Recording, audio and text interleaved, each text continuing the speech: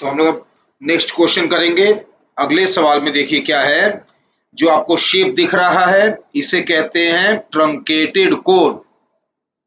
Okay, इसका resistance find out करने की कोशिश करना है हम लोगों को। ट्रंकेटेड कोन क्या होता है?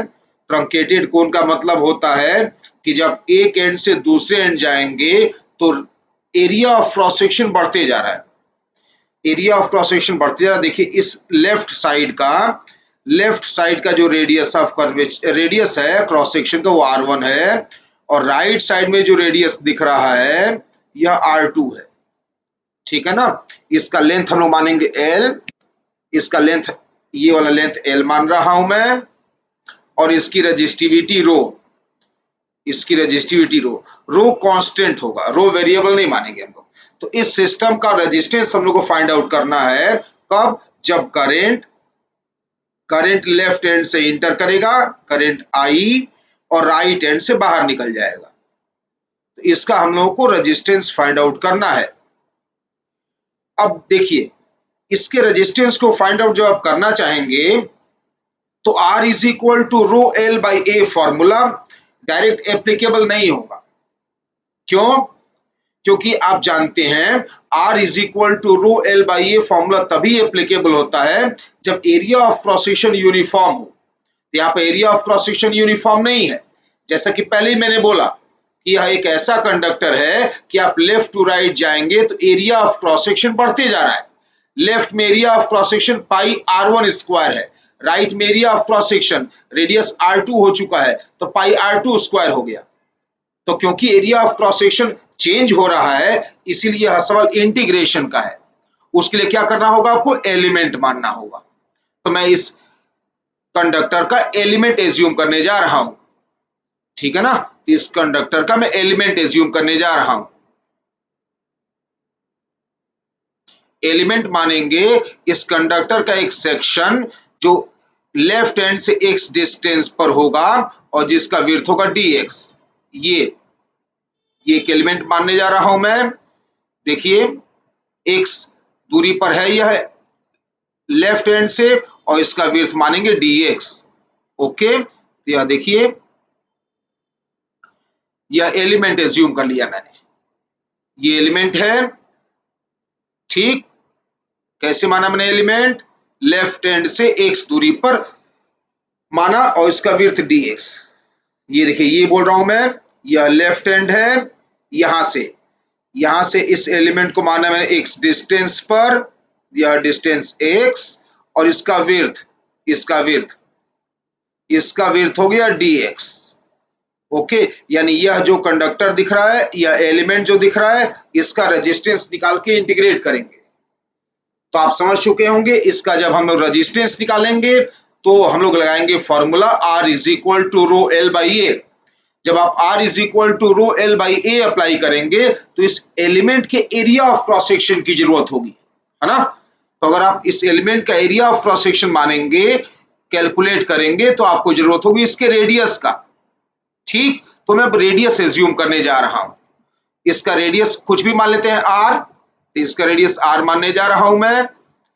यह देखिए ये इसका रेडियस ये वाला, ये रेडियस में R मानने जा रहा हूं। ठीक, तो इसका रेडियस या R एज्यूम करूंगा मैं।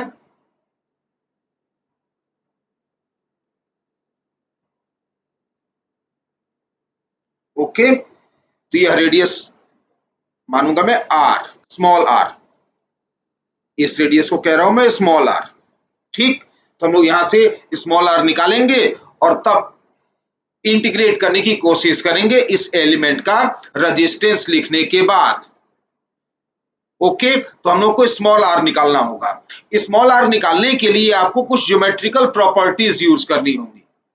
ज्योमेट्री का कंसीडरेशन करके आप स्मॉल r निकालेंगे। ओके, तो ज्योमेट्री का कंसीडरेशन करने के लिए मैं थोड़ा सा और कुछ डायग्राम में मॉडिफिकेशंस कर रहा हूं। यहां से लेफ्ट हैंड से एक हॉरिजेंटल लाइन ड्रॉ कर रहा हूं मैं। लेफ्ट हैंड से हॉरिजेंटल लाइन ड्रॉ कर रहा हूं इस तरह से। ठीक है ना, लेफ्ट हैंड से हॉरिजेंटल लाइन ड्रॉ किया मैंने। ओके, इससे क्या होगा, इससे हम लोग सिमिलर ट्रायंगल की प्रॉपर्टी यूज करके और हम लोग इसका रेडियस आर, स्मॉल आर निकालने की कोशिश करेंगे। कैसे, देख लीजिए। मैं फिलहाल के लिए यह एंगल मान रहा हूं थीटा, जो ये एंगल आप देख रहे हैं, ये एंगल एज्यूम कर रहा हूं थीटा। ओके, इस पॉइंट का कुछ नाम देता हूं मैं। लेट अस कंसीडर कि इस पॉइंट का नाम ए है, चलिए ए मान लेते हैं, ए। ओके, अगर आपको ए में दिक्कत है क्योंकि ए एरिया ऑफ क्रॉस सेक्शन है तो कोई बात नहीं, इसका नाम चेंज कर दे रहा हूं मैं, इसका नाम बदल दे रहा हूं मैं। इसका नाम चलिए मानते हैं पी, इस पॉइंट का नाम पी। कौन सा पॉइंट, यह पॉइंट, इस नाम पॉइंट का नाम पी मान लेता हूं मैं।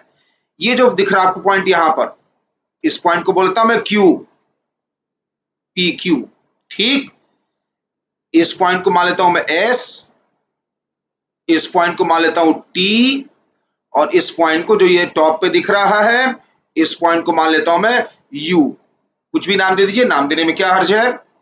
ओके, अब दो ट्रायंगल बनाऊंगा मैं और उस दो ट्रायंगल के हेल्प से हम लोग स्मॉल आर निकालने की कोशिश करेंगे। ठीक, तो मैं देखिए ट्रायंगल यूज कर रहा हूं, पहले ट्रायंगल ले रहा हूं, ट्रायंगल पी क्यू और यू। यह ट्रायंगल देखिए, ट्रायंगल पी क्यू यू। इस ट्रायंगल में tan थीटा बताइए क्या लिखूं मैं, इस ट्रायंगल में tan थीटा का वैल्यू बताइए तो जरा, परपेंडिकुलर बाय बेस। तो बताइए, जब आप इस ट्रायंगल को देख रहे हैं तो इस ट्रायंगल में Q से लेकर U तक का डिस्टेंस, इस ट्रायंगल में Q से लेकर U तक का डिस्टेंस, ये क्या हो गया, परपेंडिकुलर। तो लिख रहा हूं perpendicular QU upon base. Base कितना हो गया, P से Q तक। सही कर रहा हूं ना मैं, ठीक। तो बताइए, देखिए डायग्राम ध्यान से देखिए और बताइए QU कितना हुआ, QU कितना हुआ, अपने आप खोजिए। ये पूरा स्मॉल आर रेडियस है, ये पूरा स्मॉल आर रेडियस है। स्मॉल आर में से R1 घटा देंगे आप तो ऊपर का यह बच जाएगा, इतना Q से लेके U तक बचेगा। तो QU का वैल्यू क्या लिखूं मैं, R माइनस R1। ओके, और PQ कितना है, यह एज्यूम किया X, ये मान लीजिए इक्वेशन 1 है। इसी प्रकार आप ट्रायंगल देखिए, दूसरा ट्रायंगल जो ले रहा हूं मैं, अब ट्रायंगल ले रहा हूं मैं P S और T। ये ट्रायंगल PST दिख रहा है, ट्रायंगल खोजिए, खोजिए ट्रायंगल PST खोजिए और उसमें भी tan थीटा लिखिए। इस ट्रायंगल में भी tan थीटा अगर आप लिखते हैं तो परपेंडिकुलर बाय बेस लिखना होगा। परपेंडिकुलर इसका S से लेकर TST है और इसका बेस है P से लेकर S तक का डिस्टेंस। ओके, जैसे आप ऊपर समझे हैं अभी QU का वैल्यू, ऐसे ही ST कितना हो जाएगा बोलिए, हो जाएगा ना R2 माइनस R1। देखिए अपने आप से देखिए, तो ST हो गया R2 माइनस R1 और P से लेके S तक का डिस्टेंस PS कितना है, L, लेंथ L। ये इक्वेशन 2 हो गया। बस इक्वेशन 1 और 2 से tan थीटा एलिमिनेट कर देंगे और स्मॉल आर आ जाएगा। अच्छा, एक काम करते हैं, इतना बड़ा बड़ा टर्म लिखने से अच्छा है कि अभी हम लोग स्मॉल आर, ये जो स्मॉल आर आप देख रहे हैं ना, ये स्मॉल आर को tan थीटा में ही निकालते हैं, स्मॉल आर को tan थीटा में ही निकालते हैं और बाद में tan थीटा का वैल्यू सेकेंड इक्वेशन से सब्स्टिट्यूट कर देंगे। क्यों करना पड़ेगा ऐसा, बिकॉज tan थीटा तो गिवन नहीं था। क्या क्या गिवन था, R1 R2 रो और L। एक तरफ का रेडियस R1, दूसरी ओर का रेडियस R2, लेंथ L और रेजिस्टिविटी रो, यही तो गिवन था। ठीक है ना, तो अभी एक काम करते हैं, tan थीटा में ही सिंप्लीफाई करते हैं, छोटा रहेगा लिखने में, बाद में tan थीटा एलिमिनेट कर देंगे इक्वेशन नंबर 2 से। ठीक, तो मैं लिख रहा हूं फ्रॉम इक्वेशन 1, इक्वेशन 1 से बताइए, जल्दी जल्दी बताइए, स्मॉल आर का वैल्यू अपने आप कैलकुलेशन करिए। तो अब x को भेज दो LHS में, x को भेज दो tan थीटा की ओर और R1 भेज देना फिर LHS में। तो क्या आ गया, ये आ गया x tan theta, x tan theta plus R1 आ गया ना। तो ये आ गया रेजिस्टेंस, सॉरी रेडियस का वैल्यू, यह रेडियस का वैल्यू आ गया। अब हम लोग क्या लगाएंगे फॉर्मूला, अब लगाएंगे इस एलिमेंट के लिए रेजिस्टेंस का फॉर्मूला। ठीक, तो इस एलिमेंट के लिए रेजिस्टेंस का फॉर्मूला लगाने जा रहा हूं मैं। तो इस एलिमेंट के लिए रेजिस्टेंस का फॉर्मूला लिखिए, D R is equal to rho into, हाँ बताइए, आर बराबर रेजिस्टेंस आर बराबर रो एल बाई ए। इस फॉर्मूले में एल क्या होता है, बहुत बार तो डिस्कस कर लिए ना। कंडक्टर को क्रॉस करने के लिए करंट जो डिस्टेंस चले, तो ये जो एलिमेंट आप माने हैं, इसको क्रॉस करने के लिए करंट कितना डिस्टेंस चल रहा है, देखिए दिखा रहा हूं मैं, ये मार्क करके ये बना रहा हूं मैं, dx, ये ना डिस्टेंस चल रहा है। कंडक्टर को जब करंट पार करेगा लेफ्ट टू राइट, तो कितना डिस्टेंस चलेगा, यह dx, तो l हो गया dx, l की जगह लिख दिया मैंने dx।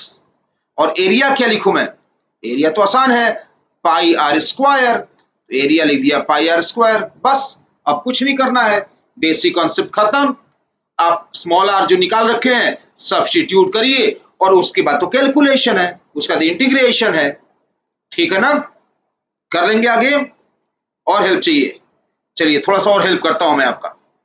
तो लिख रहा हूं मैं, डी आर बराबर rho into D X, rho into D x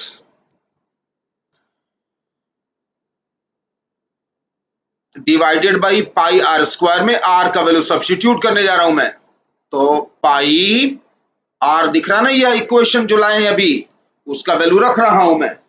क्या रखूं उसका value, R one plus X tan theta. ठीक, तो ये लिख रहा हूं मैं, X into tan theta plus R one, ये हो गया स्मॉल आर का वैल्यू, इसका स्क्वायर, क्योंकि पाई आर स्क्वायर था। Hence R is equal to, resistance R is equal to rho और पाई कांस्टेंट है 12, ये इंटीग्रेशन किसका बना, इंटीग्रेशन बना dx divided by, dx divided by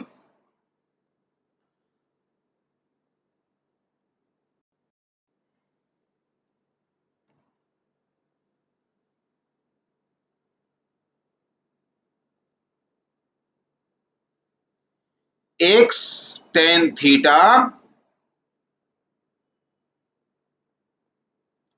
plus R one का होल स्क्वायर, ठीक है ना। ओके, लिमिट बताइए कहां से कहां तक जाएगा, किसका लिमिट लगाना है, x का। x क्या माने हैं आप, डायग्राम में देखिए, x क्या माने हैं आप, x माने हैं लेफ्ट हैंड से एलिमेंट की दूरी, x कम से कम कितना, 0 से अधिक कितना, टोटल लेंथ l, तो लिमिट इसका होगा 0 से लेकर l तक। ठीक, 0 से लेकर l तक लिमिट होगा। ओके, तो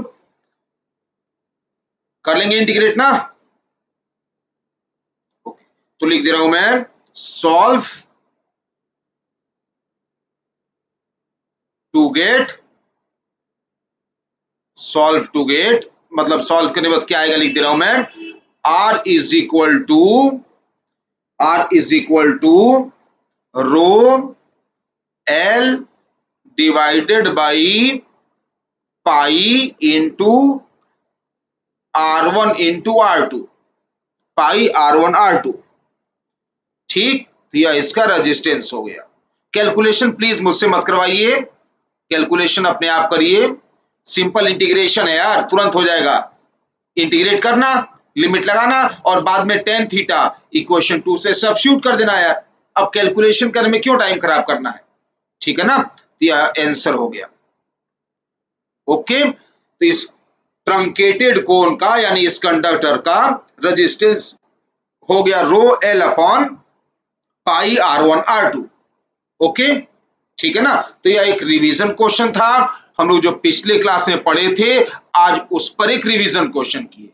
अब हम लोग आगे पढ़ेंगे, है ना। ठीक है, हो गया।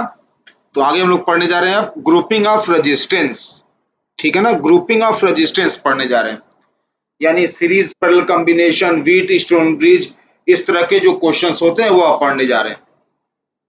तो ग्रुपिंग ऑफ रेजिस्टेंस पढ़ने जा रहे हैं। ठीक, तो पहला क्या है, सीरीज कॉम्बिनेशन। सबसे पहले हम देखेंगे सीरीज कॉम्बिनेशन।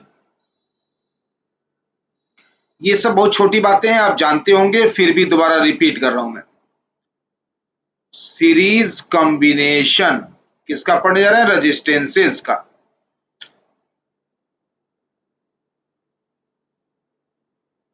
सीरीज कॉम्बिनेशन, तो बताइए, चलिए सीरीज कॉम्बिनेशन कैसे चेक करते हैं आप, सीरीज कॉम्बिनेशन आप कैसे फाइंड आउट करते हैं।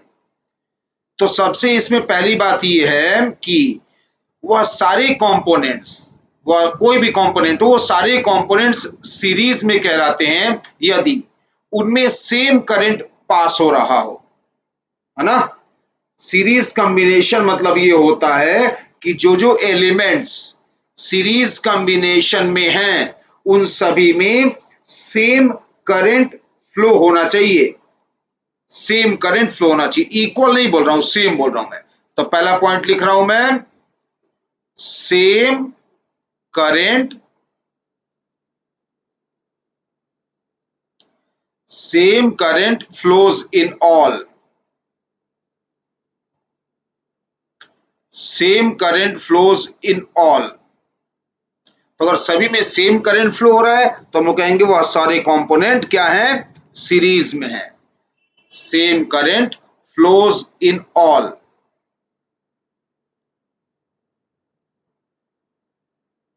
ठीक, जैसे देखिए एक डायग्राम बना रहा हूं मैं, आपको बताना है कि जो कुछ रेजिस्टेंसेस मैं बोलूंगा वो सीरीज में है कि नहीं है। ठीक है ना, पहला डायग्राम बनाने जा रहा हूं। देखिए मान लीजिए एक सर्किट डायग्राम है, उसमें इस तरह से बना हुआ है, ये एक रेजिस्टेंस है, यहां पर एक और रेजिस्टेंस लगा रहा हूं मैं,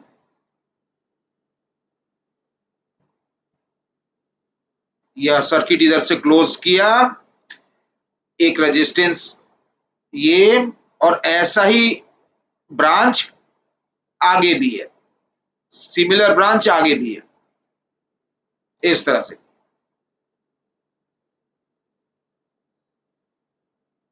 ऐसे तो यह एक सिस्टम है, इस सिस्टम में जो रेजिस्टेंसेस के वैल्यू है बता रहा हूं मैं, ये R1, चलिए इसका वैल्यू, सबका वैल्यू R मानूंगा मैं, R1 भी R है, R2 का वैल्यू भी R ही मान रहा हूं मैं, ये R3, यह सारे रेजिस्टेंसेस R मान लेता हूं मैं, ये सभी रेजिस्टेंसेस का वैल्यू R सेम मान लेता हूं मैं, क्योंकि हम लोगों को अभी सीखना है सीरीज कॉम्बिनेशन का मीनिंग। सॉरी R5 है ना, ये R5 लिखना था मुझे यहां पर, R5, ये R5, इसका वैल्यू भी R ही मान रहा हूं मैं। अब इससे पहले कि मैं आगे कुछ डिस्कस करूं, करंट देखिए, मान लीजिए करंट यहां पर गया, करंट यहां पर लेट अस कंसीडर कि 2I गया, जानबूझ के 2I मान रहा हूं मैं कि I/2 ना लिखना पड़े मुझे। अब देखिए जैसा ऊपर वैसा नीचे, ऊपर भी R नीचे भी R, तो यहां पर करंट कितना बना दूं फिर मैं, यहां पर करंट I, अरे बराबर रेजिस्टेंस है ना, तो जितना ऊपर करंट आधा आधा करंट बढ़ गया, ये करंट I और I चला गया, इसमें करंट आ गया फिर से दोनों मिलकर 2I, और फिर ये 2I फिर ऊपर आगे जब यहाँ पे आएगा और इस ब्रांच में जब करंट जाएगा तो जैसा ऊपर वैसा नीचे, ऊपर भी R नीचे भी R, तो फिर करंट आधा आधा बढ़ जाएगा, तो इस वाले में भी I होगा करंट और इसमें भी करंट I होगा। ठीक, अब बताइए डायग्राम देखिए, R1 और R4 में सेम करंट है कि नहीं है, करंट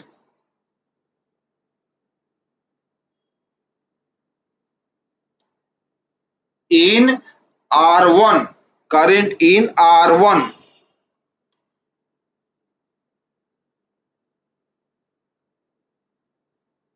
and R4, कितना लिखूं, current in R1 and R4 क्या लिखूं, इज I, दोनों में इक्वल करंट गया, तो क्या ये सीरीज में है, सीरीज में है कि नहीं है बताइए? नहीं है सीरीज में।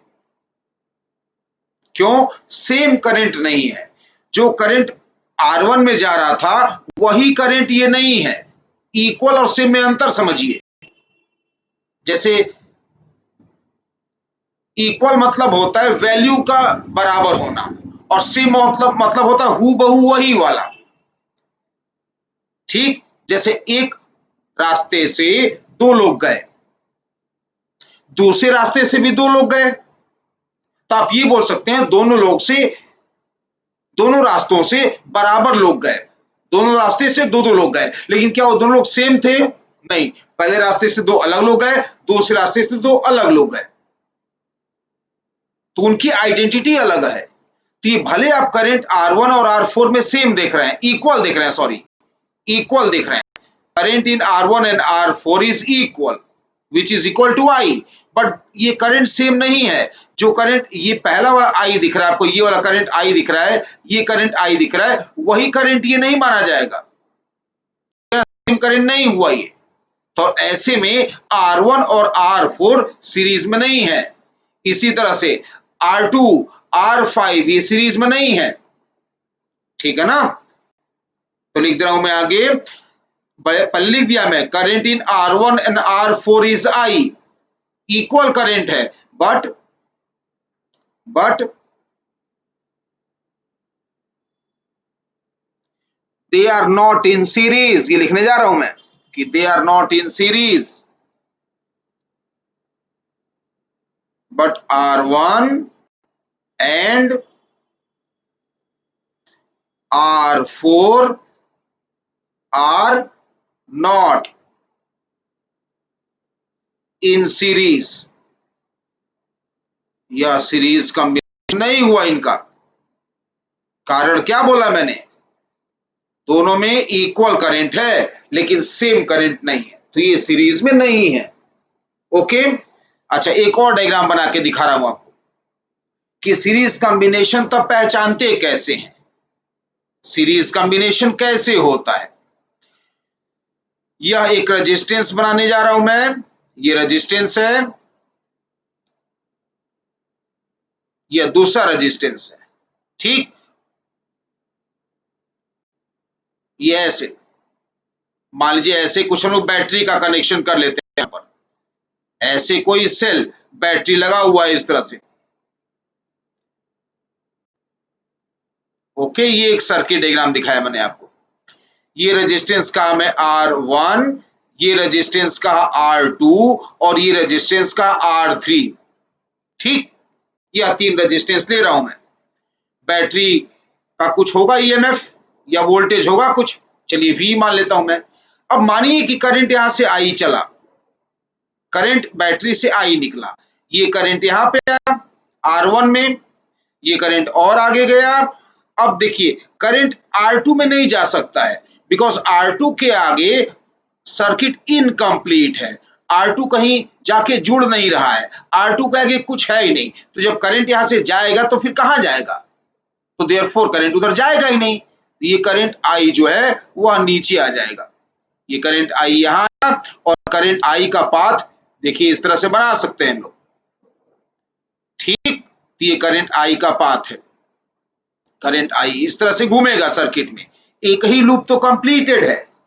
अब देखिए R1 में कितना करंट गया I, R3 में भी कितना करंट गया I, R1 R3 में क्या है? सेम करंट है, सेम करंट है, इक्वल तो है ही है, सेम है। यही करंट जो चला यही इधर से घूम के आ रहा है, सेम करंट है, सेम सेम मतलब वही वाला current, same same same current होना चाहिए, वही वाला करंट होना चाहिए।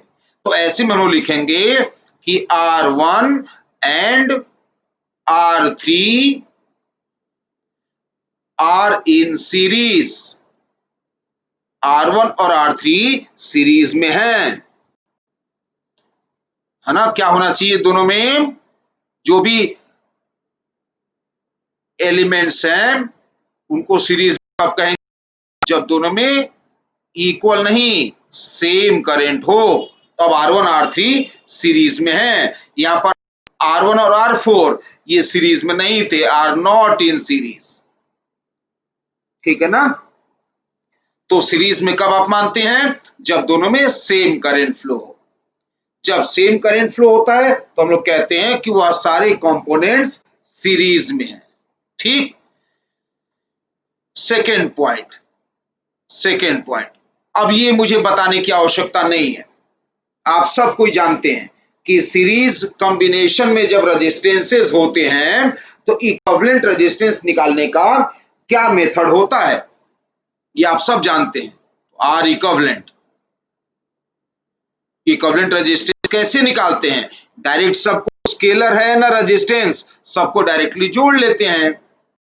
R1 प्लस R2 प्लस ऐसे ही करते जाइए Rn। मान लीजिए n रेजिस्टेंसेस हैं, n रेजिस्टेंसेस अगर सीरीज में दिख रहे हैं हम लोगों को तो इक्विवेलेंट रेजिस्टेंस का ही फॉर्मूला हो गया। ठीक है कि नहीं? ओके। आप चाहें तो इसको सिंबॉलिक फॉर्म में भी लिख सकते हैं कि समेशन करना है सभी रेजिस्टेंसेस का, तो समेशन आप लिख सकते हैं इसको सिग्मा ऑफ आर आई। सभी रेजिस्टेंसेस जोड़ने हैं, जितने रेजिस्टेंसेस हैं सबको जोड़ दीजिए। जो ऊपर वाला इक्वेशन है वही लिखा मैंने, बस उसको सिंबॉलिक फॉर्म में लिख दिया। इसका मतलब भी क्या हुआ? वही R1 plus R2 plus Rn। ठीक है ना? तो यह सीरीज कॉम्बिनेशन हो गया। पहले क्या बताया मैंने पार्ट ए में? पहले क्या बताया मैंने आपको कि सीरीज कॉम्बिनेशन कैसे पहचानेंगे? सेम करंट फ्लो होना चाहिए। इक्वल की बात मत सोचिएगा, सेम की बात सोचिएगा। पॉइंट बी, ये आपको पता था, जो सेकेंड पॉइंट बी है ये आपको, ये बी पॉइंट आपको पहले से ही पता है, इसको मुझे बताने की ज्यादा जरूरत नहीं है। इक्विवेलेंट रेजिस्टेंस का ही तो फॉर्मूला होता है ना, तो ये तो आपको आता था पहले से ही। ठीक है ना? ये आपको नॉलेज में है। चलिए और बातें इसमें देखते हैं सीरीज कॉम्बिनेशन में और कुछ और एक्सप्लोर करते हैं। मान लीजिए पॉइंट नंबर सी, जब आप सीरीज कॉम्बिनेशन देख रहे हैं, जैसे चलिए मैं बना लेता हूं दो रेजिस्टेंसेस का सीरीज कॉम्बिनेशन। समझाने के लिए दो ही रेजिस्टेंस ले रहा हूं मैं, चाहे जितने रेजिस्टेंस हो, जैसे मैं 2 के लिए कर रहा हूं वैसे ही आप 4 के लिए, 5 के लिए, n रेजिस्टेंस चाहे जितने हो वैसे ही करेंगे आप। ठीक है ना? ये दो रेजिस्टेंस मान लिया सीरीज में है, करंट यहां से आई चला, तो आपको पता ही है कि सीरीज कॉम्बिनेशन में करंट क्या होता है? सेम होता है, तो सेम करंट दोनों में आई फ्लो हो रहा है। लेकिन क्या दोनों के क्रॉस पोटेंशियल डिफरेंस सेम है? दोनों के क्रॉस पोटेंशियल डिफरेंस तो सेम नहीं ना है, नहीं है। दोनों की क्रॉस पोटेंशियल डिफरेंस सेम नहीं है, मतलब यहां से यह पोटेंशियल डिफरेंस, ये जो पोटेंशियल डिफरेंस है यह मान लीजिए V1 है, और इसके क्रॉस ये जो पोटेंशियल डिफरेंस है यह V2 है। तो सीरीज कॉम्बिनेशन में करंट तो होता है सेम, लेकिन पोटेंशियल ड्रॉप सेम नहीं होता है ना?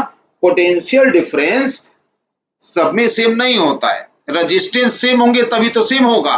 रेजिस्टेंस एक R1 एक R2 है, तो पोटेंशियल डिफरेंस दोनों के क्रॉस V1 और V2 अलग अलग आएगा, है ना? दोनों के क्रॉस पोटेंशियल डिफरेंस अलग अलग आएगा। ओके, तो अब एक काम करते हैं। मान लीजिए कि आपने इस पूरे कॉम्बिनेशन के cross potential difference V apply किया है। पूरे कॉम्बिनेशन के क्रॉस पोटेंशियल डिफरेंस आपने अप्लाई किया कितना? V। ठीक, यह पोटेंशियल डिफरेंस V है। अगर आपसे पूछा जाए कि ठीक है V1 V2 बताइए कितना होगा, कैसे निकालेंगे आप? तो सबसे पहले क्या करेंगे आप? करंट I निकालेंगे। अबे ओम्स लॉ लगाने जा रहा हूं मैं, सिंपल ओम्स लॉ से कैलकुलेट कर लूंगा मैं, सिंपल ओम्स लॉ अप्लाई करूंगा और कैलकुलेशन पता चल जाएगा तुरंत ही कि V1 V2 कितने होंगे, क्या होंगे। ठीक है ना? तो क्या करना है ध्यान रखिएगा, अगर स्टेप्स याद रखें तो दो क्या, 4 रेजिस्टेंस है तब भी आप कैलकुलेट कर लेंगे। तो सबसे पहले क्या करना है आपको, सबसे पहले आपको निकालना है करंट। कैसे निकलेगा current, V by R Ohm's law से। तो V बाई टोटल सर्किट का रेजिस्टेंस कितना हुआ, R1 प्लस R2। तो सबसे पहले आप निकालेंगे करंट, बस सिंपल। उसके बाद V is equal to I R, तो V1 is equal to I into R1। ठीक है ना, I का वैल्यू रख दो, I का वैल्यू रख दोगे यहां पर, जो ऊपर निकाले I का वैल्यू रख दो, रख दोगे तो क्या आ जाएगा, आ जाएगा R1 divided by R1 plus R2। नहीं, अबे रेजिस्टेंस को एक अलग ब्रैकेट, मैं चाहता हूं ऐसे लिखा जाए, अच्छा लगेगा, इनटू V।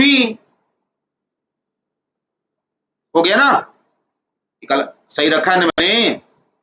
हाँ, इसी तरह से अगर आपको V2 निकालना हुआ, वही सेम चीज, V is equal to I R, लेकिन आप रेजिस्टेंस 2 के लिए लगा रहे हैं, तो V2 is equal to I R 2। I जो निकाले हैं रख देंगे, क्या बन जाएगा, यह बन जाएगा R2 divided by R1 plus R2 into V।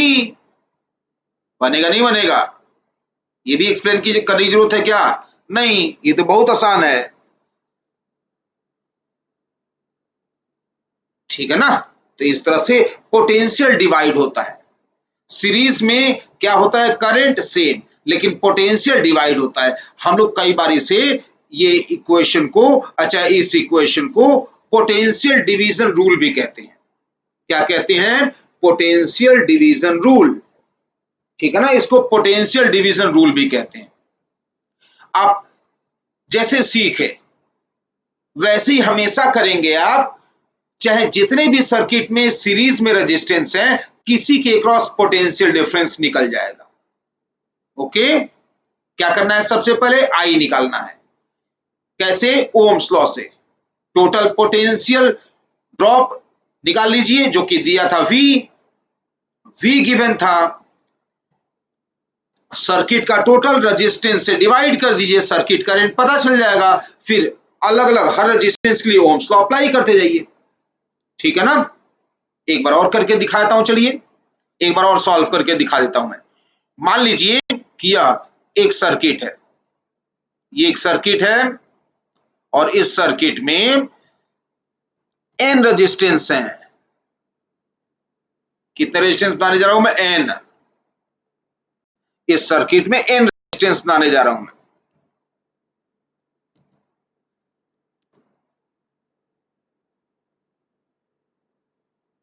ये देखिए, इस सर्किट में n रेजिस्टेंस है।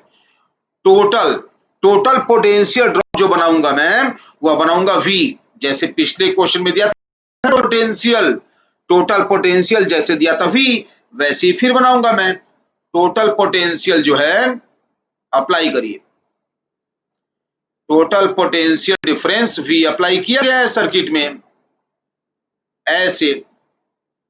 ठीक, ये दिया हुआ है V,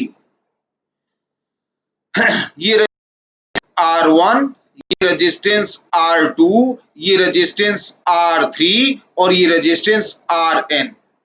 ठीक है ना, ये सर्किट डायग्राम है। जाहिर सी बात है, सभी रेजिस्टेंसेस सीरीज में हैं, तो हम लोग से मान लीजिए पूछा जाए कि आप nth रेजिस्टेंस, कोई सा भी हो सकता है, चलिए मैं इसी का एग्जांपल ले रहा हूं मैं। nth रेजिस्टेंस यह जो दिख रहा है, इसके क्रॉस पोटेंशियल डिफरेंस Vn कितना होगा बताइए।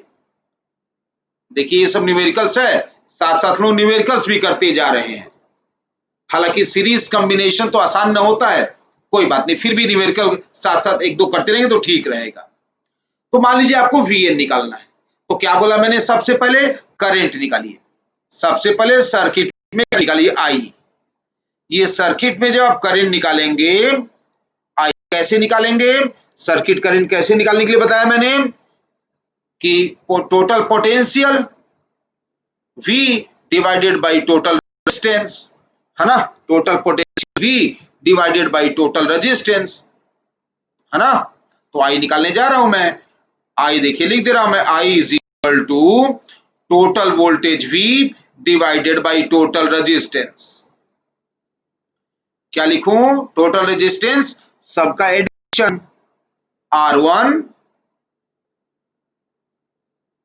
प्लस R2 प्लस R3, ऐसे ही सभी को जोड़ लेंगे। ठीक है ना, ऐसे ही सभी को जोड़ लेंगे आप। यह टोटल रेजिस्टेंस हो गया सर्किट का। तो सर्किट में कितना करंट आई फ्लो हो रहा है ये हम लोग को पता चल चुका है कि नहीं? तो सर्किट करंट पता हो गया हम लोगों को। एक बार आई निकल गया, देखिए ये वाला स्टेप हो चुका है। अब क्या करना होता है? ओम्स लिखना होता है। किसके लिए? जिसके लिए आपको निकालना है, nth के लिए निकालना है, तो लिखेंगे Vn is equal to I into Rn। nth resistance के लिए ओम्स अप्लाई किया, हो गया ना सवाल। आई का वैल्यू तो निकल चुका है, सब्स्टिट्यूट करना बाकी है बस। तो Vn बराबर हो गया Rn डिवाइडेड बाई, ये रेजिस्टेंसेस नीचे लिख दीजिए, R1 plus R2 plus R3 plus Rn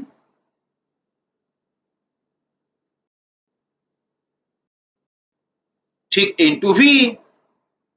हो गया कि नहीं हो गया? है ना सिंपल। सिंपल ओम्स लॉ पर सवाल है तो सबको पहले से आता होगा। चलो कोई बात नहीं, दोबारा बताया मैंने। तो यह सीरीज कॉम्बिनेशन रहा। क्या क्या याद रखना है सीरीज कॉम्बिनेशन में? सेम करंट होना चाहिए, इक्वल मत सोचिएगा, सेम करंट होना चाहिए।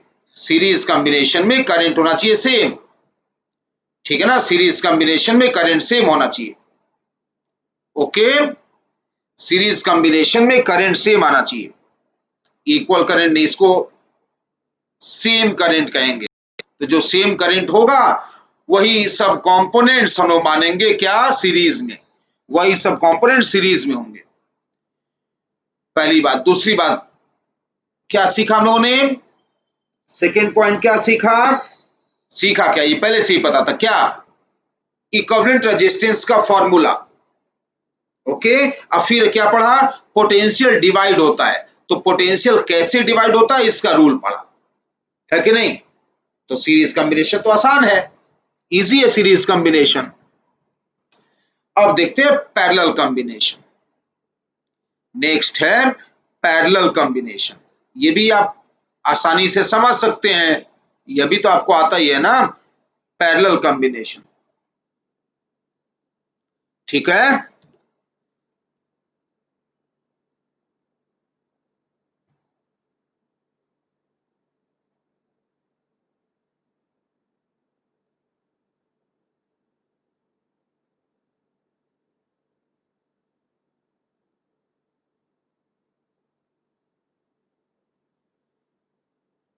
वैसे की जरूरत नहीं थी ना, सीरीज पैरेलल तो आपको आता ही होगा। बहुत बच्चे सोच रहे होंगे हाँ हाँ बहुत आता था। अबे आता था, कॉन्फिडेंस रखो, सीरीज पैरेलल आता था तुम लोगों को। है पैरेलल कॉम्बिनेशन। तो फिर वही, सबसे पहले मैं आपको ये बता रहा हूं कि कैसे पहचाना जाता है कि जो रेजिस्टेंसेस हैं वह पैरेलल में है कि नहीं है। अब यहां पर पोटेंशियल ड्रॉप सेम होना चाहिए, सभी एलिमेंट्स के क्रॉस पोटेंशियल ड्रॉप सेम होना चाहिए। ठीक है ना, सभी एलिमेंट्स के क्रॉस पोटेंशियल ड्रॉप अगर सेम हो तो हम लोग कहेंगे सब पैरेलल में हैं। ठीक है ना, सभी को पैरेलल में कहेंगे कब? जब पोटेंशियल ड्रॉप सेम होगा तब। ठीक है ना, जैसे देखिए ये मान लीजिए एक सिस्टम है, दो रेजिस्टेंसेस का एक सिस्टम है। इजीली आप समझ गए जाते हैं पैरेलल कॉम्बिनेशन क्या होता है। एक रेजिस्टेंस ये है, दूसरा रेजिस्टेंस नीचे से ऐड कर दे रहा हूं, उसमें मैं जोड़ दे रहा हूं। हो गया ना पैरेलल कॉम्बिनेशन। R1 और R2 है ना पैरेलल में। क्यों? अरे यहां जो पोटेंशियल ड्रॉप है V1 और यहां जो पोटेंशियल ड्रॉप है V2 वह सेम है, तो V1 V2 बराबर हैं, V1 V2 इक्वल हैं। ठीक। तो क्या लिख दूं मैं, पोटेंशियल, शॉर्टकट में लिख रहा हूं, समझ लेना यार, potential drop across, potential drop across all components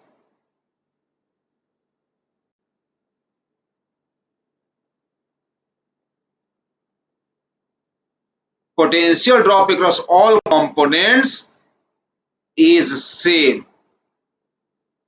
अगर सभी कंपोनेंट्स के क्रॉस पोटेंशियल ड्रॉप सेम रहे तो हम लोग कहेंगे वह सीरीज में है। ठीक है ना, हम लोग कहेंगे वह सीरीज में है। पोटेंशियल ड्रॉप सेम, इक्वल और सेम में अंतर आपको बता दिया मैंने। इक्वल मतलब होता है न्यूमेरिकली बराबर, और सेम मतलब होता है आइडेंटिकल, वही हूबहू वही। ठीक है ना, तो यहां पर जो ऊपर पोटेंशियल ड्रॉप V1 है वही नीचे पोटेंशियल ड्रॉप V2 है। तो ये R1 और R2 क्या हुए, पैरेलल में। अब इसी डायग्राम को मैं कई तरह से दिखा सकता हूं, इसी डायग्राम को मैं और कई तरह से दिखा सकता हूं, एग्जामिनर आपको परेशान करने के लिए और कई तरह से ये डायग्राम बना देगा। देखिए यही डायग्राम मैं और कई और तरह से बना दूंगा मैं। क्या है, ए और बी दो पॉइंट्स हैं, ए और बी दो पॉइंट्स हैं, एक पॉइंट ए है और दूसरा पॉइंट बी है। ए और बी के बीच R1 R2 दोनों पैरेलल में हैं। ठीक है ना, अब यही डायग्राम देखिए मैं अलग तरह से बना रहा हूं। ऐसे देखिए, पैरेलल कॉम्बिनेशन में पोटेंशियल ड्रॉप सेम होना चाहिए।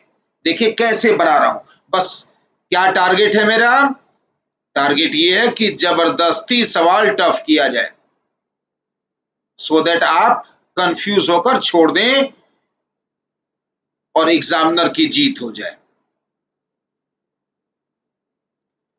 ये वही डायग्राम है, बस अलग तरह से ड्रॉ कर रहा हूं मैं। तो आपको इसे दिखा रहा हूं कि आपकी प्रैक्टिस बढ़िया से हो जाए, प्रैक्टिस बढ़िया से हो जाए। देखिए क्या करना है इसमें, अब ये रहा R1 और ये रहा R2, ये R1 R2 दो रेजिस्टेंसेस हैं। अब मैं क्या करूंगा कि ये जो पॉइंट ए और बी है ऐसे बनाऊंगा, यहां पर पॉइंट ए और यहां पर पॉइंट बी, ऐसे। अब बताइए R1 R2 पैरेलल में है कि नहीं है, R1 R2 पैरेलल में है कि नहीं है, बिल्कुल पैरेलल में, 100% पैरेलल में है कि नहीं।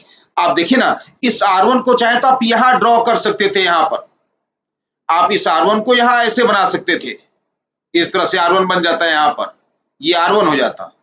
इसी तरह से ये R2 यहां के बजाय जो यहां जुड़ा हुआ है, यहां जुड़ा हुआ है, उसके जगह आप यहां बना देते ऐसे।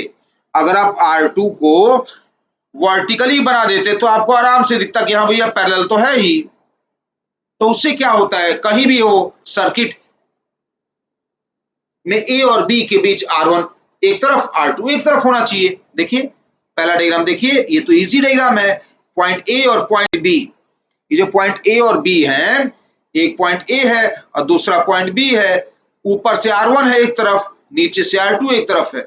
वही चीज यहां भी है, एक पॉइंट ए हुआ, दूसरा पॉइंट बी हुआ, लेफ्ट से R1 है एक तरफ, राइट से R2 है एक।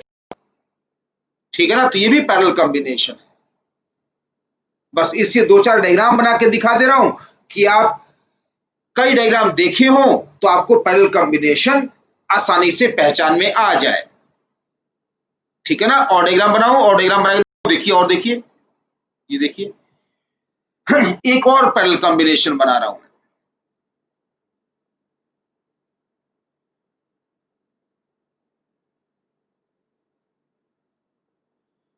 घबराइए मत, सब पैरेलल कॉम्बिनेशन है, ये अभी पैरेलल कॉम्बिनेशन है।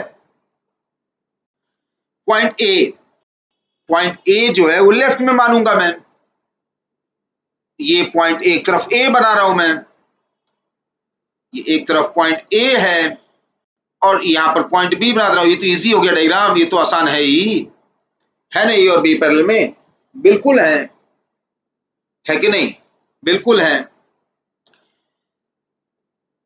एक और डायग्राम देख लीजिए, पैरेलल कॉम्बिनेशन कैसे पहचानते हैं।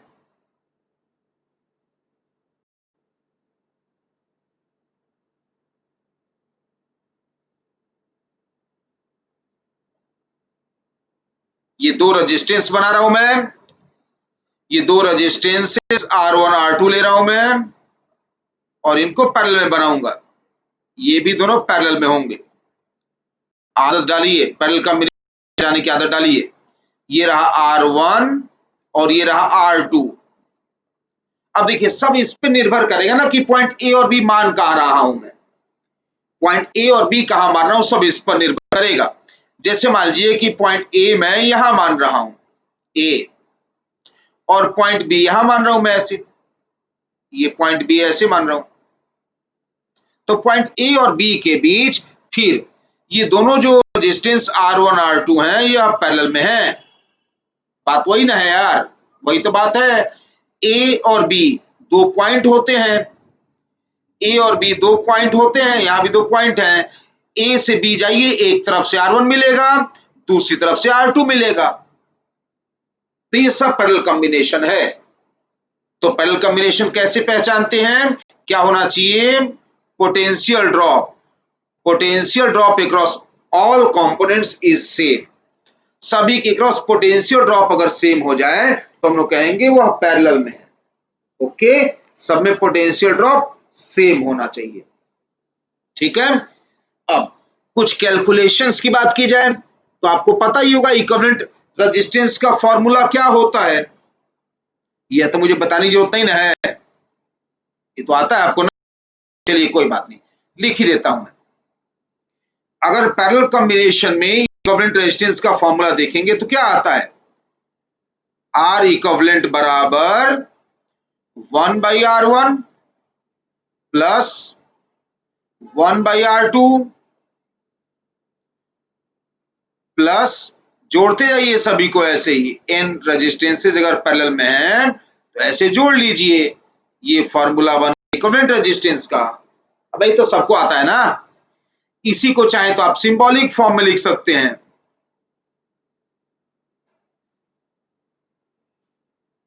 Okay, 1/R equivalent is equal to, अब सिंबॉलिक फॉर्म में इतना जरूरी नहीं है, आप लिखना चाहे लिखिए, नहीं लिखना चाहे मत लिखिए। ये तो ऐसे ही लिख दे रहा हूं मैं कि कहीं ऐसा लिखा आ जाए तो आपके मन में कोई डाउट ना आए। मेन फॉर्मूला तो ऊपर वाला है जो 1/R 1 + 1/R2 है, उसी चीज को ऐसे लिख दो, क्या जाता है, ऐसे लिखने में क्या हर्ज है। ठीक है ना, इस सिंबॉलिक फॉर्म में ऐसे लिख सकते हैं आप।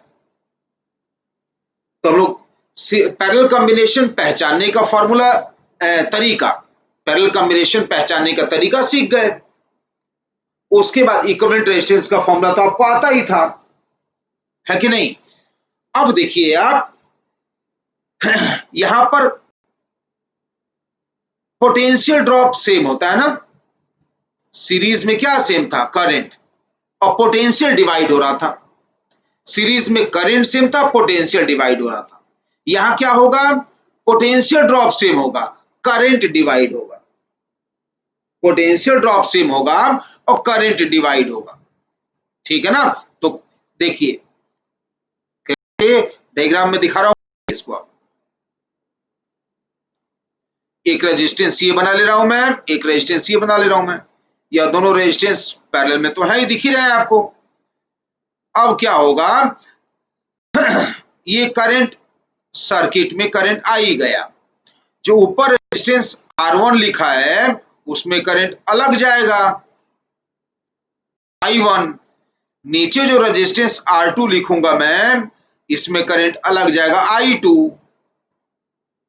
ठीक है ना, तो हम लोग को पता करना है कि I1 I2 कितना होगा। I1 I2 फाइंड आउट करने की कोशिश करेंगे हम लोग। सीरीज में क्या था, करंट सेम था, पोटेंशियल डिवाइड हो रहा था। इस बार क्या है, इस बार पोटेंशियल ड्रॉप सेम है और करंट डिवाइड हो रहा है। दोनों के क्रॉस यानी इस पूरे सर्किट में यहां से लेके आता है ये टोटल पोटेंशियल ड्रॉप, ये टोटल पोटेंशियल ड्रॉप V, ये जो टोटल पोटेंशियल ड्रॉप V दिख रहा है, R1 में भी इतना ही V है, R2 में भी इतना ही V है। पोटेंशियल ड्रॉप सेम होता है ना? हाँ, तो हम लोग को पैरेलल में क्या मिलता है? पोटेंशियल ड्रॉप से, और करंट डिवाइड होता है। करंट डिवीजन रूल सीखेंगे, करंट डिवीजन रूल सीखेंगे कि आखिर इस तरह से पैरेलल में करंट अगर डिवाइड होगा तो I1 I2 का वैल्यू निकालेंगे कैसे।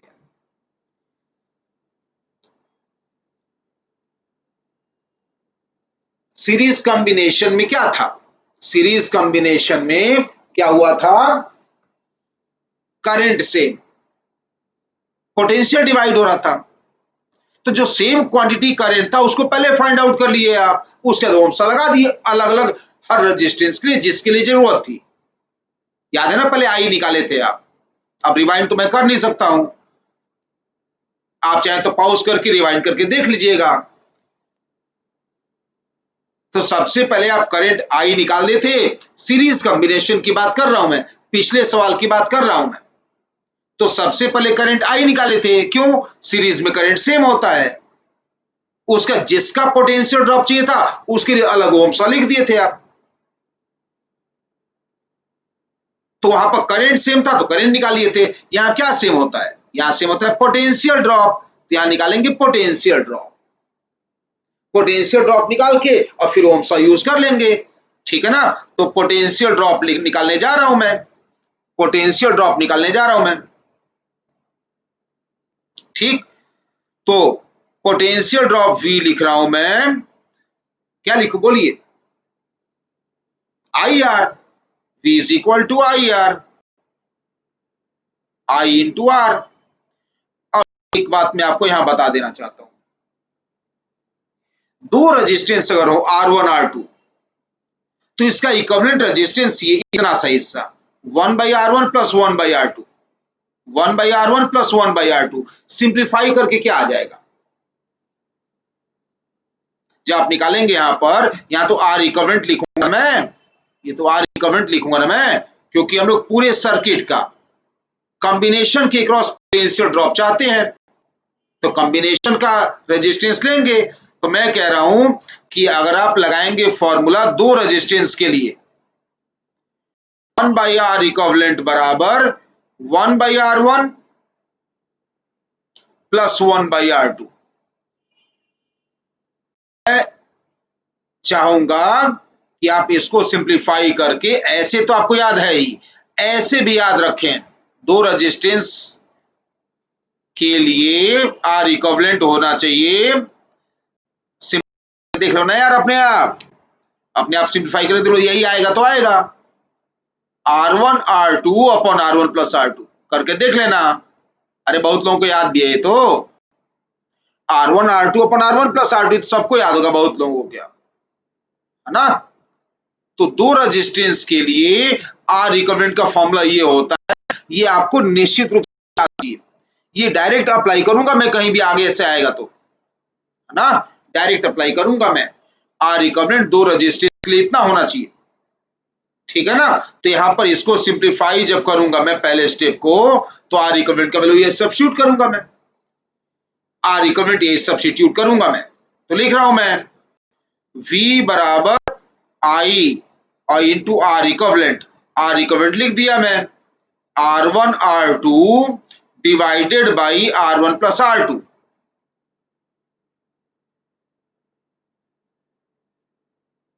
हो गया ना? R इक्विवेलेंट सब्स्टिट्यूट किया मैं। तो सबसे पहले जो कॉमन क्वांटिटी होता है वो निकाल लेते हैं आप। सीरीज में कॉमन क्वांटिटी करंट था तो करंट निकाले, फिर अलग अलग ओम्स लगाए।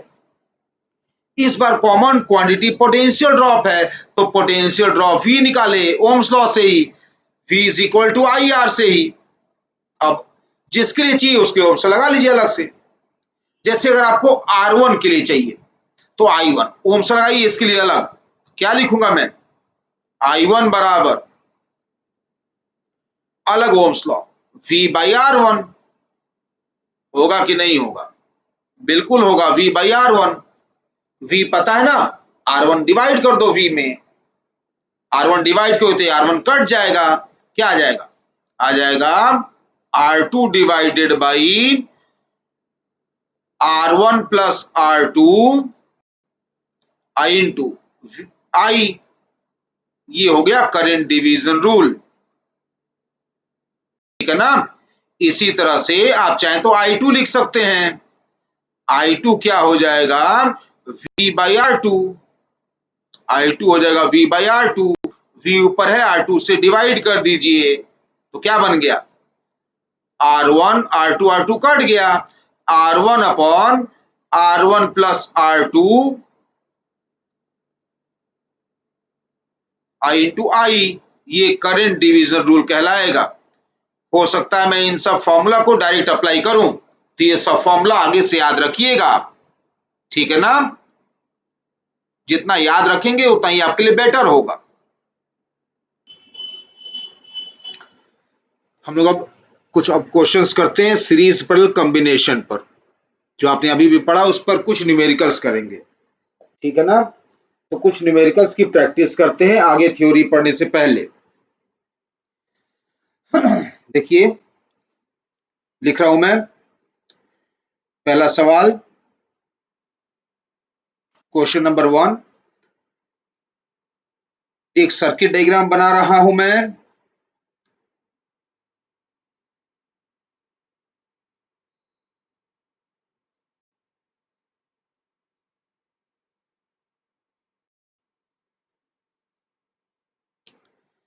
सीरीज पैरेलल कॉम्बिनेशन पे हम लोग कुछ क्वेश्चंस करने जा रहे हैं।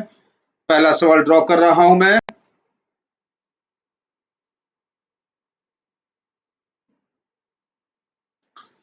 मान लीजिए इस तरह का एक सिस्टम है, इजी क्वेश्चन है ना।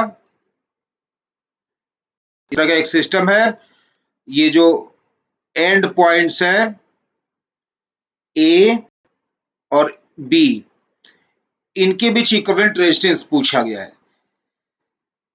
सभी रेजिस्टेंसेस का वैल्यू कुछ एज्यूम कर लेते हैं, ठीक है ना। चलिए आर मान लेता हूं सभी का वैल्यू में, सभी रेजिस्टेंसेस आर गिवन है। अब इससे आसान सवाल तो हो नहीं सकता है, पहला क्वेश्चन है इसी बहुत इजी दे रहा हूं मैं। तो सभी रेजिस्टेंसेस का वैल्यू आर मान लिया मैंने। बताइए ए और बी के बीच इक्विवेलेंट रेजिस्टेंस क्या है ना, इजी क्वेश्चन, इससे आसान तो अब कुछ नहीं हो सकता है। तो बताइए ये जो दिख रहा है 1, ये दिख रहा है 2 और ये दिख रहा है 3, 1 2 3 क्या है पैरेलल में, ठीक है ना। तो 1 2 3 दिख रहे हैं पैरेलल में, तो पैरेलल का फॉर्मूला लगा रहा हूं मैं, क्या लिखूं 1 बाई R1, इन सबका इक्विवेलेंट मान लेता हूं R1, तो इन सब R नॉट मान लेता हूं, चलिए R1 नहीं मान रहा हूं R नॉट मान लेता हूं, इन सबका इक्विवेलेंट R नॉट मान लिया, तो 1 बाई R नॉट क्या लिखूं मैं 1 by R plus 1 by R अब प्लस 1 बाई R, यही ना फॉर्मूला होता है, ठीक। कितना हो गया बोलिए 1 बाई R नॉट कितना हो गया, 1 बाई R नॉट हो गया 3 बाई R, है कि नहीं। ये आ गया कितना 3R, तो दिस इंप्लॉइज की R नॉट कितना आ गया, this implies R not is equal to R by 3। कोई दिक्कत है इसमें, तो क्या प्रॉब्लम होगा, कितना आ गया यह R बाई 3। अब देखिए इसी सर्किट डायग्राम को A और B के बीच हम लोग बनाएंगे अब तीनों रेजिस्टेंस 1 2 3 तीनों एलिमिनेट करके जो इक्विवेलेंट निकाला उनके जगह पर इक्विवेलेंट रेजिस्टेंस रखेंगे हम लोग। तो क्या किया मैंने, वह तीनों रेजिस्टेंस को गायब कर दिया ए और बी के बीच में से, ये वाला आर तो था ही, इन तीनों की जगह रखा मैंने आर नॉट, नॉट मतलब कितना आर बाई 3, ठीक है।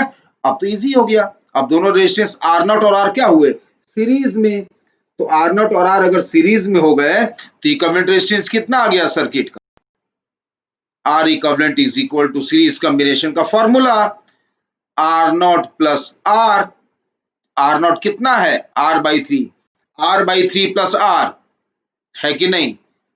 तो R by 3 plus R, answer बोलिए कितना आ गया आंसर 4/3r। पहला सवाल बहुत इजी है, इसमें तो कोई दिक्कत ही नहीं आएगी किसी को, है कि नहीं? बहुत ज्यादा आसान है तो। ओके, दूसरा सवाल देखिए, क्वेश्चन नंबर 2।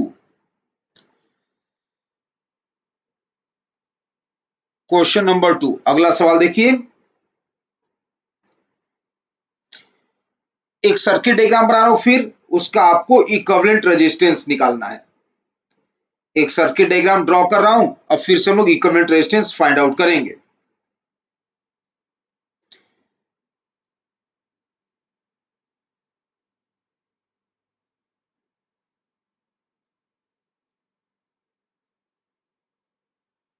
ये रहा सर्किट डायग्राम, यह पॉइंट ए है, एक रेजिस्टेंस जोड़ रहा हूं यहां पर मैं,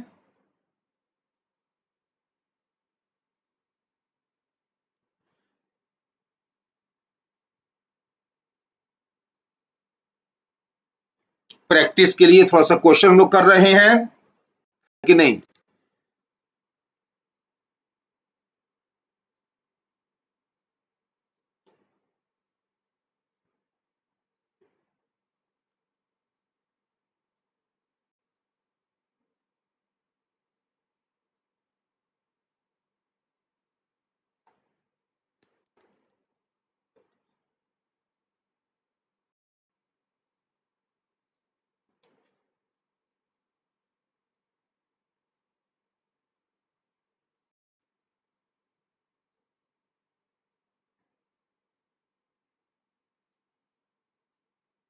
ये सर्किट डायग्राम है, हम लोग को फाइंड आउट करना है रेजिस्टेंस, इक्विवेलेंट रेजिस्टेंस, है ना। ये एक तरफ ए पॉइंट है यह, और यहां लिख दे रहा हूं बी पॉइंट में, सभी रेजिस्टेंस का वैल्यू लिख दे रहा हूं। चलिए मान लीजिए R1 12 ओम है, ओके, R1 मान लेता हूं 12 ओम। ये बीच वाला रेजिस्टेंस R2, इसको मान लेता हूं मैं 15 ओम। कुछ भी मान लो, वैल्यू क्या करना है, प्रैक्टिस की तो बात है। फिलहाल चलिए इसको मान लेता हूं 50, ये हो गया 15 ओम। ये R3 एज्यूम कर लेता हूं मैं 20 ओम।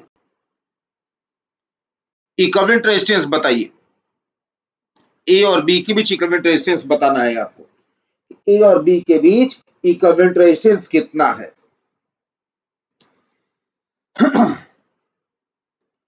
दिख रहा है आपको? पता चल रहा है क्या करना है? क्या आपको ये दिख रहा है कि R1 R2 R3 तीनों ही पैरेलल में है? क्या आप देख पा रही है? R1 R2 R3 तीनों ही पैरेलल में है।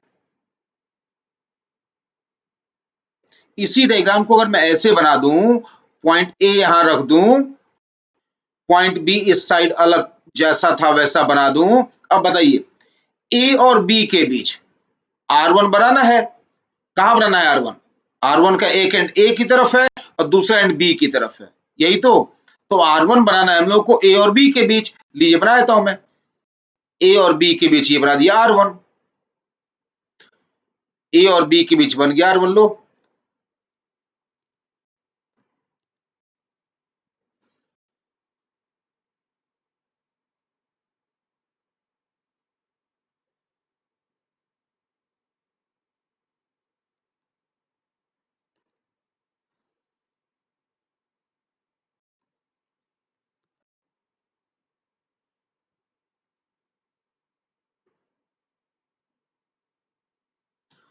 R2 का है बताइए। देखिए R2 का जो ऊपर वाला एंड है, देखिए कहां से जुड़ा है, यह ए पॉइंट से जुड़ा है। R2 का ऊपर वाला ए पॉइंट से जुड़ा है और नीचे वाला एंड, ये नीचे वाला एंड बी से जुड़ा है। तो R2 का ऊपर वाला एंड, ये वाला एंड ए पॉइंट से जुड़ा हुआ दिख रहा है ना, इधर से ए पॉइंट से जुड़ा हुआ दिख रहा है ऐसे ना, और ये नीचे वाला एंड बी पॉइंट से जुड़ा हुआ दिख रहा है कि नहीं? दिख रहा है ना। तो मैं क्या कर रहा हूं, R1 R2 को बना रहा हूं कहां पर, ए और बी के बीच में, ठीक है ना। ये तो रहा R1, इसका वैल्यू तो पता तो दिया ही हुआ है 12 ओम।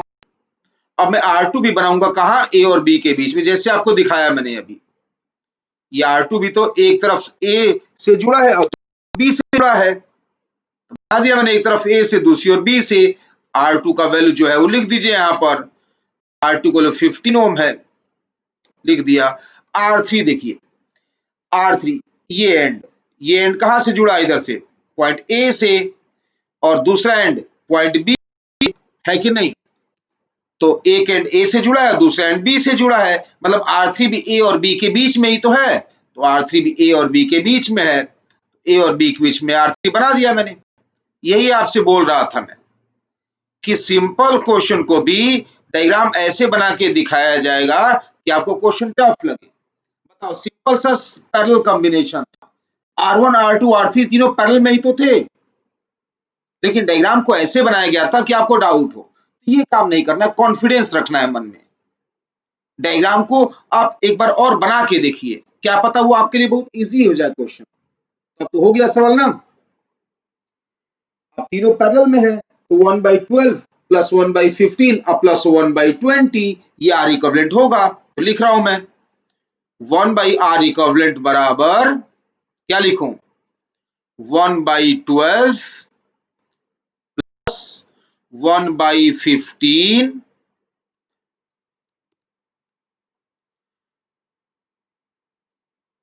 अब प्लस 1/20। एलसीएम लेने आता है ना, जोड़ लो ना अपने आप, जोड़िए अपने आप, जोड़ो जोड़ो, मैं वेट कर रहा हूं, जोड़ो। कितना आ गया आर इक्विवेलेंट, हो गया ना क्वेश्चन सॉल्व। कितना आया आपका, आ गया ना 5 ओम, तो आर इक्विवेलेंट रेजिस्टेंस कितना होगा, 5 ओम। अरे सही कर रहा हूं ना मैं, 5 ओम आ रहा है ना, देख चेक कर लेना यार, चेक कर लेना, 5 ओम ही आ रहा है ना, तो आर इक्विवेलेंट आ गया 5 ओम। तो घबराना नहीं है क्वेश्चन देखकर, क्वेश्चन देखे कि डरना नहीं है। आप डायग्राम एक बार फिर से रीड्रॉ करने की कोशिश करिए, डायग्राम आप यहाँ पर रीड्रॉ करेंगे तो आप आसानी से क्वेश्चन का आंसर ढूंढ लेंगे, घबराना नहीं है, ठीक है ना। सब क्वेश्चन तो सीरीज पैरेलल तो आसानी ना होता है, सीरीज पैरेलल में क्या करना है।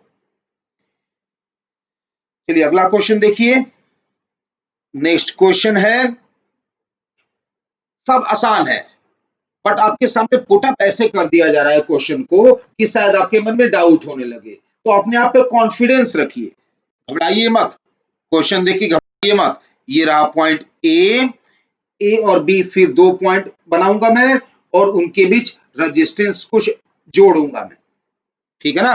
ए और बी के बीच हम लोग जोड़ने जा रहे हैं रेजिस्टेंस। देखिए कैसे, ये ए पॉइंट से चले,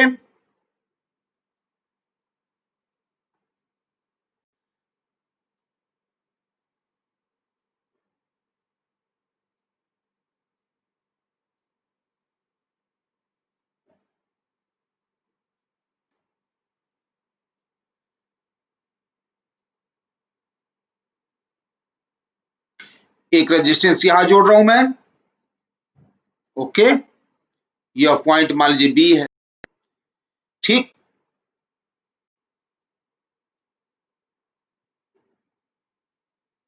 एक रेजिस्टेंस यहां जोड़ रहा हूं मैं,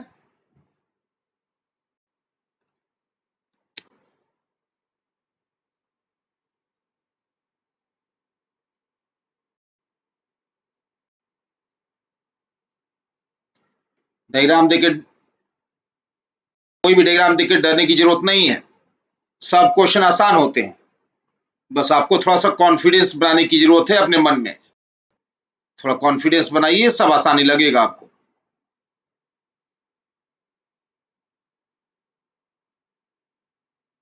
ये डायग्राम है, सभी रेजिस्टेंस एक काम करते हैं, सभी को आर मान लेते हैं, R1 आर है, R2 ये भी आर मान लीजिए, और R3 भी आर है। इक्विवेलेंट रेजिस्टेंस फाइंड आउट करिए, सिस्टम का इक्विवेलेंट रेजिस्टेंस फाइंड आउट करना चाहिए। अब आपको करना ये चाहिए कि जैसे मैंने क्वेश्चन लिखा और बोला कि इक्विवेलेंट रेजिस्टेंस फाइंड आउट करिए, तो आपको करना ये चाहिए कि क्वेश्चन अपने कॉपी पर ड्रॉ करना चाहिए, वीडियो पॉज करना चाहिए और अपने आप सॉल्व करने की कोशिश करना चाहिए, है कि नहीं? क्योंकि सीरीज पैरेलल कॉम्बिनेशन आपको पहले से ही आता है, ये तो मैं प्रैक्टिस कर रहा हूं क्वेश्चंस की।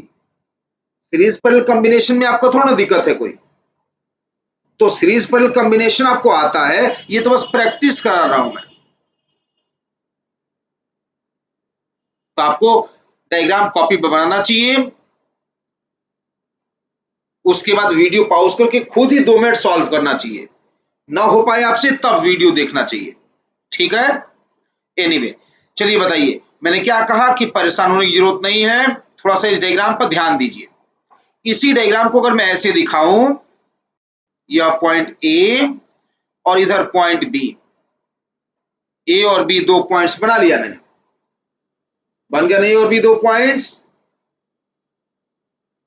बताइए R1 देखिए ध्यान से, R1 का यह लेफ्ट एंड, R1 का लेफ्ट एंड कहां से जुड़ा है? पॉइंट ए से, दिख रहा है ना? R1 का लेफ्ट एंड ये कनेक्टेड है ए से, और R1 का लोअर एंड नीचे दूसरा एंड कहां से कनेक्टेड है? देखिए ये कहां से जुड़ा हुआ दिख रहा है? पॉइंट बी से। तो R1 कहां जुड़ा है? ए और बी के बीच जुड़ा हुआ है ना? R1 कहां जुड़ा है? ए और बी के बीच जुड़ा हुआ है। ए और बी के बीच R1 जोड़ दो, पॉइंट ए और बी के बीच R1 जोड़ दीजिए, है ना? कैसे कराऊं देख लीजिए, एक आध बार सीख लेंगे तो अपने आप से आपसे। तो R1 ए और बी के बीच जोड़ दिया मैंने, R1 कितना दिया है इसका वैल्यू? R1 दिया है R, ठीक है ना? तो ये R1 लिख दिया मैंने R, ए और बी के बीच जोड़ दिया। ऐसे ही R2 देखिए, R2 का यह ऊपर लैंड, ये ऊपर लैंड कहां से जुड़ा है? इधर से, पॉइंट से, दिख रहा है? दिख रहा है ना? R2 का ऊपर लैंड कहां से जुड़ा है? ये जो दिखा रहा था मैं, कहां से जुड़ा है? इधर से आके देख लीजिए कहां से जुड़ा है, यह पॉइंट ए से। और R2 का दूसरा एंड इधर लैंड, ये कहां से जुड़ा है? ये पॉइंट बी से। तो R1 का एक एंड ए से, दूसरा एंड बी से।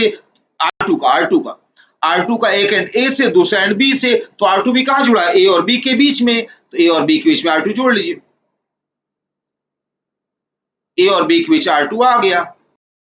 वैल्यू है इसका वैल्यू तो R दिया है, इसका वैल्यू भी R दिया है, ठीक है ना? तो R2 बराबर भी R नोट कर लीजिए, R2 का वैल्यू भी R। सिमिलरली इसी तरह से देखिए, सेम अपने आप से सोचिए, अब R3 भी एक एंड ए से जुड़ा हुआ है और दूसरा एंड तो बी पर डायरेक्टली कनेक्टेड है। तो R3 भी जो है वह ए और बी के बीच में ही तो कनेक्टेड है। तो R3 भी ए और बी के बीच कनेक्टेड है, ए और बी के बीच R3 बना लो यार। देख रहे हो ना कितना आसान क्वेश्चन था? बस डायग्राम ऐसे बनाया गया था कि आप कॉन्फिडेंस लूज करें तो आपसे सवाल ना बने, तो बस कॉन्फिडेंस लूज नहीं करना है। सीरीज पर तो बहुत ही आसान होता है, कायदे में तो इस पर मुझे सवाल कराना भी नहीं चाहिए, आप लोग खुद ही जानते हैं इतना। खैर, अब बताइए, सारे रेजिस्टेंस आर आर और आर इक्वल हैं और पैरेलल में है, लगा दीजिए फॉर्मूला 1 बाई आर इक्विवेलेंट बराबर क्या लिखेंगे? 1 by are plus 1 by R2 मतलब R2 भी कितना है? R ही तो है, अब प्लस 1 बाई R3, R3 भी कितना है? R है ना? R3 भी तो R है, कितना आ गया सर? R इक्विवेलेंट कितना आ गया? R बाई 3, R इक्विवेलेंट आ गया R बाई 3, आंसर आ गया ना? है ना आसान सवाल यह भी? सीरीज पैरेलल तो आसान होता ही है, बस मन में थोड़ा सा कॉन्फिडेंस रखिए, अपने मन में थोड़ा कॉन्फिडेंस रखिए और खुद सॉल्व करने की कोशिश करिए, ठीक?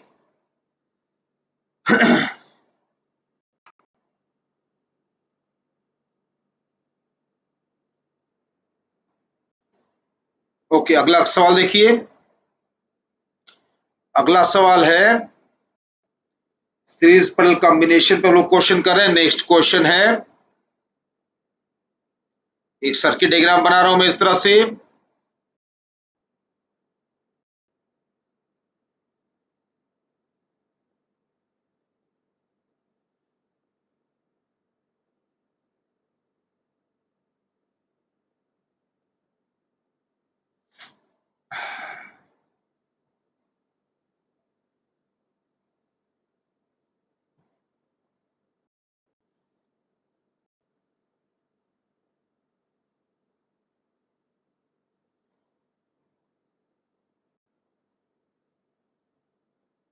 ये मान लीजिए एक सर्किट डायग्राम है।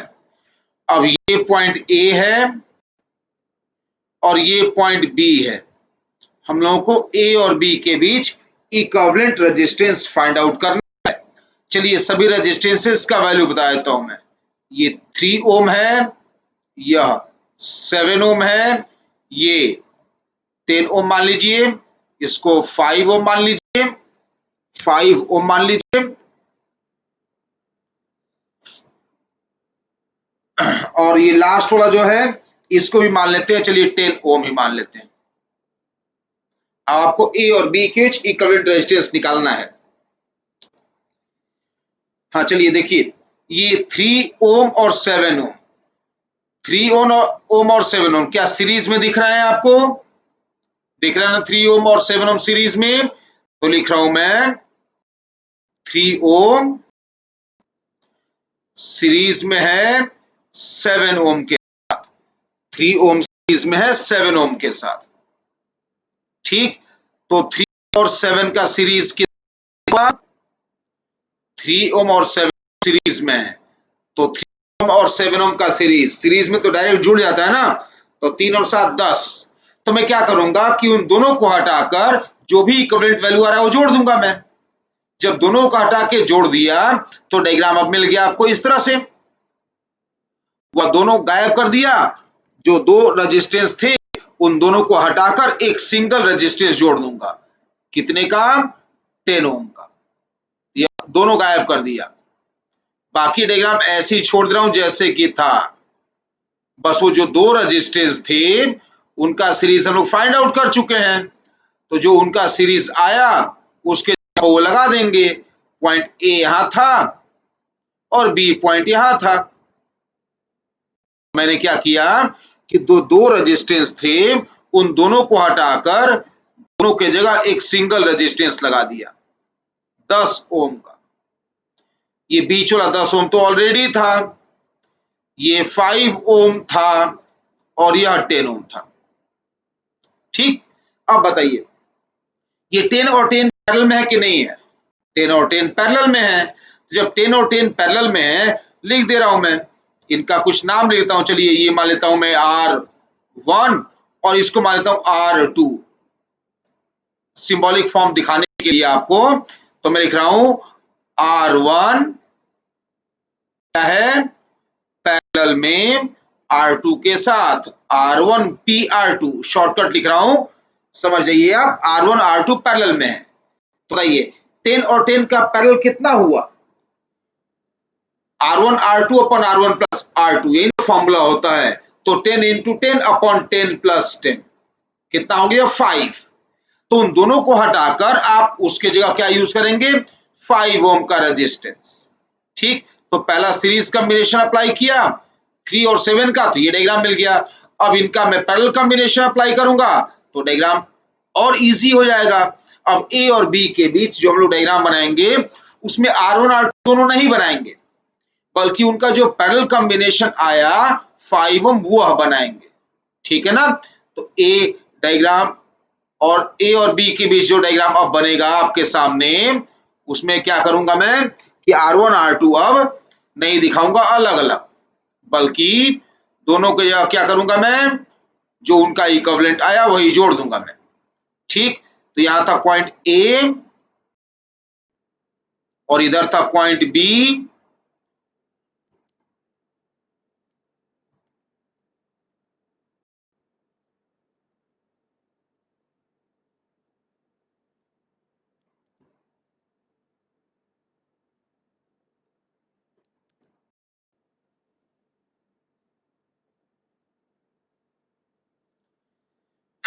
ए और बी के बीच जो नीचे रेजिस्टेंस दिख रहा है वह तो 10 ओम था ही।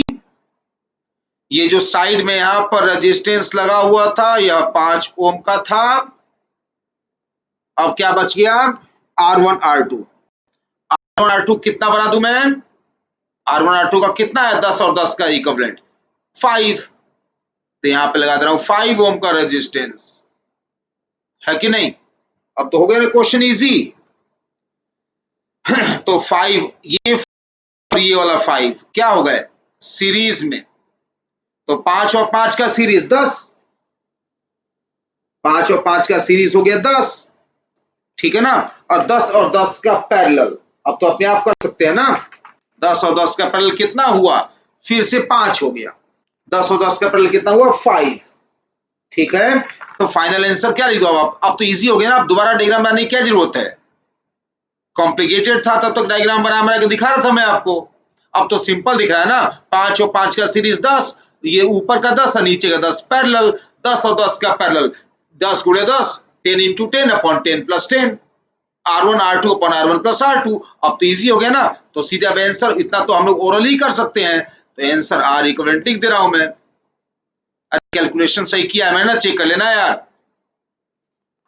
ठीक है ना, चेक करते रहिएगा, ये नहीं कि अगर मुझसे गलती हो जाए तो आप भी गलती कैलकुलेशन कर लें, इसीलिए बोल रहा हूं कि क्वेश्चन लिखिए, उसके वीडियो पॉज करिए और फिर अपने आप कैलकुलेशन करिए, ठीक है। तो फाइनल आंसर क्या लिख दूं मैं, 5 ओम, ये फाइनल आंसर है, फाइनल आंसर आ गया 5 ओम, तो इक्विवेलेंट रेजिस्टेंस कितना हो गया 5 ओम। तो यही आपसे कह रहा हूं कि सीरीज पैरेलल कॉम्बिनेशन आसान होता है, आप बिल्कुल डाउट में मत रहिए, कॉन्फिडेंस बनाएंगे तो सब सवाल बनेगा आपसे, सीरीज पैरेलल कॉम्बिनेशन पहले से भी जानते हैं ना, तो ये तो इजी होता है, आराम से पढ़िए, ठीक है ना, और कॉन्फिडेंस मन में रखिए, सब कुछ इजी है, टफ कुछ भी नहीं है, बस मन लगा के पढ़ने की आवश्यकता है कि नहीं।